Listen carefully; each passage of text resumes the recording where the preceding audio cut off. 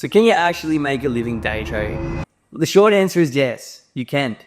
It's just way harder than most of the internet have you believe, but it can be done. And in this video, I'm going to show you exactly how to get there. Now, I've got the worst personality you could possibly have as a professional trader. I've got chronic ADD, I hate authority, rules, discipline, routine. I make terribly impulsive decisions. So if I can make it day trading, then pretty much anyone can. But there is a process. And how long that process takes is going to come down to your emotional control, your willingness to learn, and your ability to put your ego aside. So allow me to walk you through the process that took me from being flat broke in my mid-20s, still living with my parents, to building my old man his dream car and be well on my way to retiring by the end of this year. Now, in this video, I'm going to cover the journey that most successful traders go through and the things that hold them back on their road to success. So let's get into it. So first and foremost, it's important for all new traders to understand the basic mechanisms of how a market works. So let's get this out of the way. All markets are manipulated.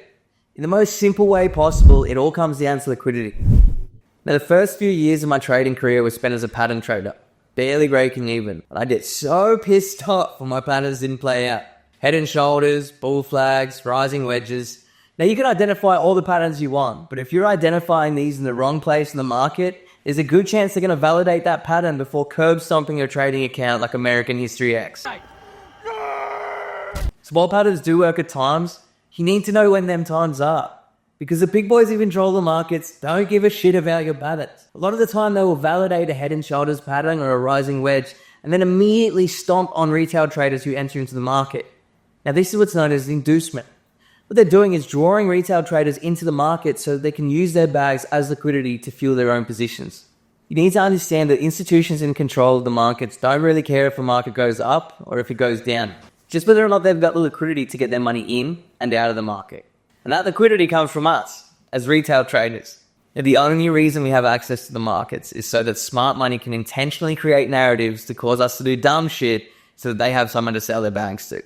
So look, in order to buy $1 billion worth of Bitcoin, then I need $1 billion worth of sellers at that price. So it's in the best interest of the institutions in charge of the markets to push it to certain levels to allow them to fill or offload their bags using retail liquidity.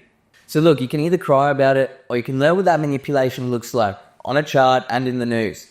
And then you can trade with the big boys. That's where the money is.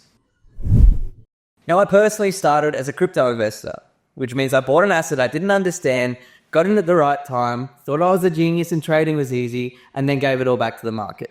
And that was because I had no idea how to read a chart. See, investing sort of falls into its own category, but it's still really important to know how to read at least the basics of a chart so that you can understand what the market's actually doing and where you're buying. Because when you buy something, it's actually more important than what you're actually buying. See, when you're investing, you're essentially studying deeply into an asset and the value of that asset relative to the broader market, as well as understanding where we're at in the economic cycle. You see, there are certain assets that will perform much better in a different stage of the macroeconomic cycle. If you don't understand the difference between a risk-on and a risk-off asset, then you probably shouldn't have your money in the market. Now, the best time to invest in a promising asset is in a slow-moving sideways range at the lows. This is known as accumulation and is where smart money loads up their bags. Now, you don't really want to invest in things that have already had a massive run. When everyone's rushing to buy an asset, that's when it's time to get out. Now, Warren Buffett says to be fearful when others are greedy and to be greedy when others are fearful. So why is that? Because like I said, institutions don't care whether the market goes up or whether it goes down. What they need is the liquidity to position themselves in and out of the market. So when retail is all stacked on one side of the market, there's only one place for them to position their money. It's in their best interest to shake up sentiment and push the market in the opposite direction. That's where the liquidity is and that's where the money is. Always look to counter trade the masses. Now, as a rule with any type of trading, the higher the time frame you use, the more reliable your TA is going to be. And that's what investing sort of comes down to. Slow and steady long-term growth. Boring, but effective. But what if you don't have buckets of money to invest and you want to see growth in the shorter term while also balancing out reliability to add it? Then swing trading is for you. Now, this is where I progress to after investing. And it's going to be best suited to those of you who still want to keep your job and have some kind of work-life balance. Now, typically the swing trading, you use a 4-hour chart to look at market structure and also to identify your entries. Most swing trades usually take about 3 or 4 days to play out. Some will take much longer. A lot of this is going to come down to the markets you're trading as well. But for the most part, you should be able to catch 1 or 2 good trades a week. Now, another major benefit with swing trading is that you've usually got a very substantial amount of time to identify your trades. It's also going to give you a fair amount of time to take profits early if the trade looks like it's turning bad. It's definitely a really good thing to have when you're working. This is also a very good middle ground for someone who's learning how to trade. Doesn't want to spend 6 to 12 months on an investment, but still wants to get a feel of the market. This is what I'd recommend for most people to be doing.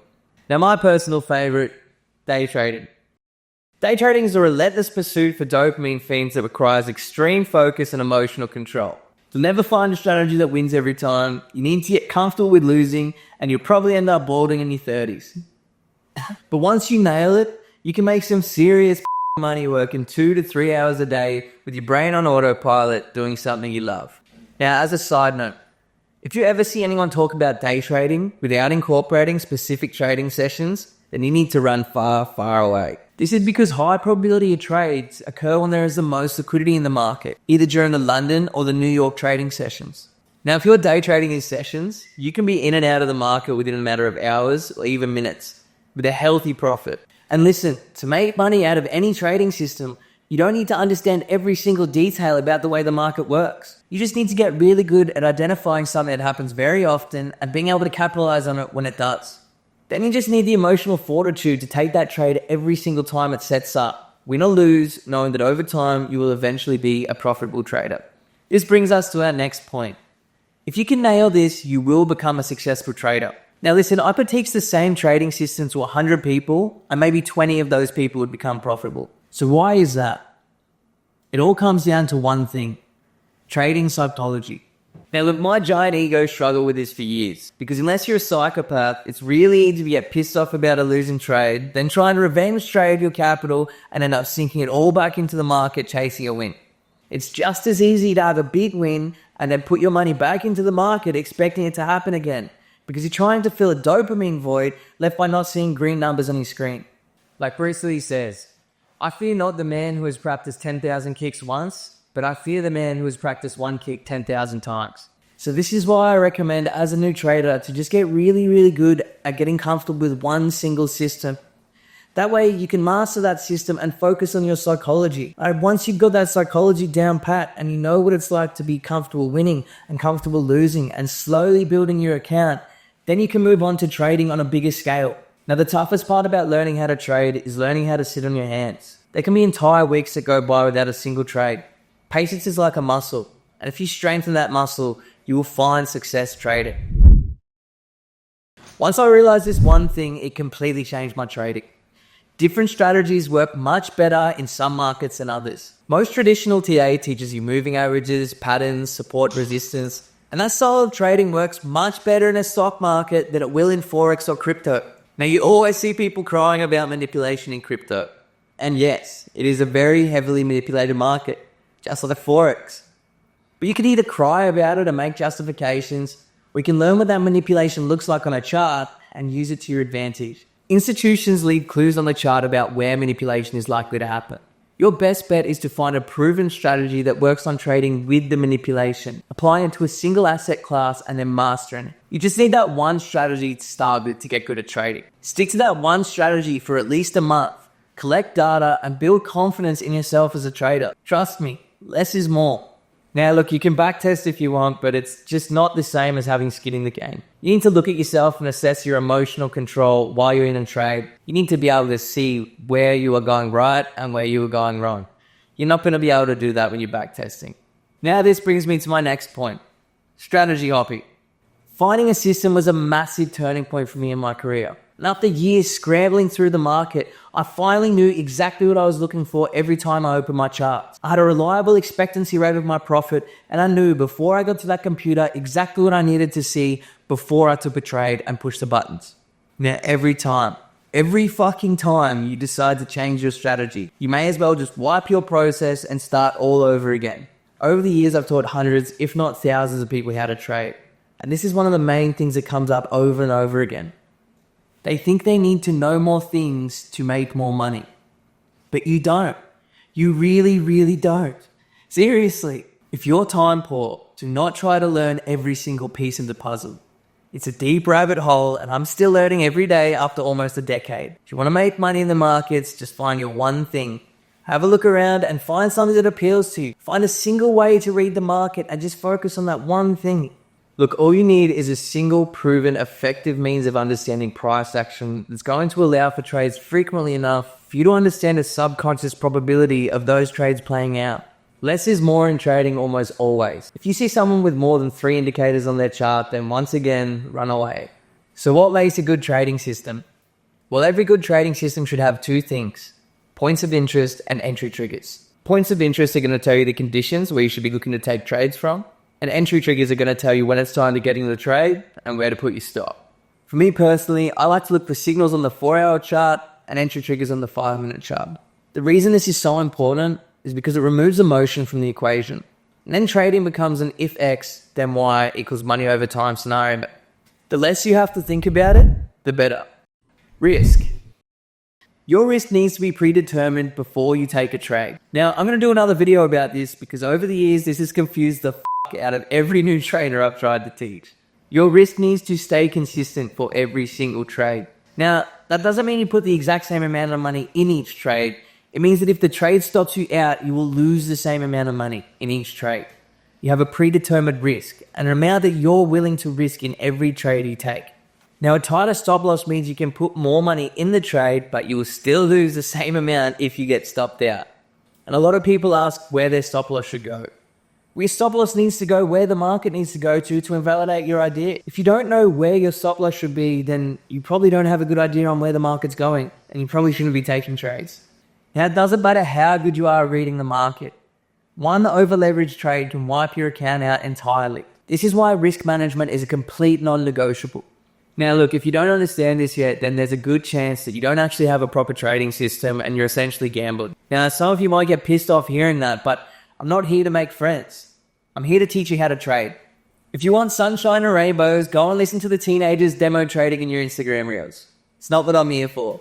Now, once you've got your mechanical strategy down pat, you understand risk and you're slowly becoming profitable. That is when you can look at becoming what's known as a discretionary trader.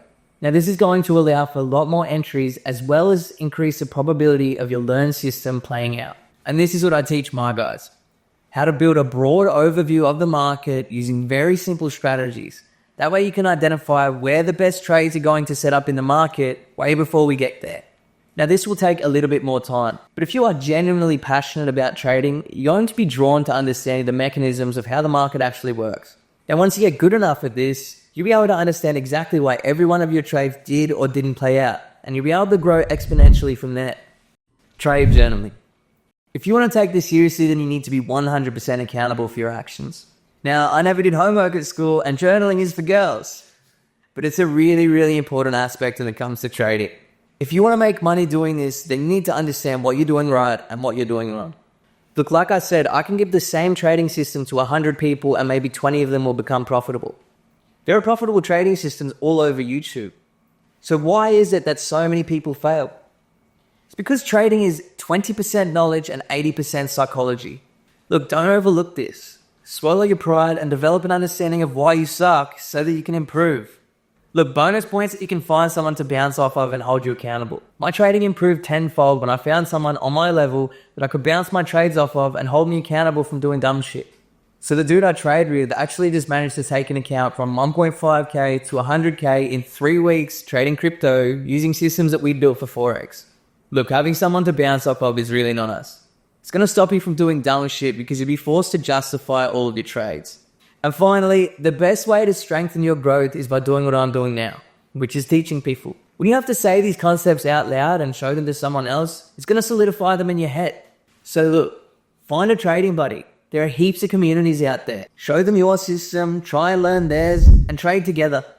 Prop firms. Now, once you're consistently profitable and you can prove yourself as a trader, then it's a really good idea to go for a prop firm account. Now, FTMO is the most widely used prop firm and the one I'd recommend. If you can prove yourself as a trader, they'll give you up to $400,000 in trading capital, and you get to keep 80% of whatever you make. Now, once you've passed the prop firm challenge, you can then stack other prop firms alongside it and trade up to $1 million plus in trading capital. And that's something I'm looking at documenting on this channel very soon.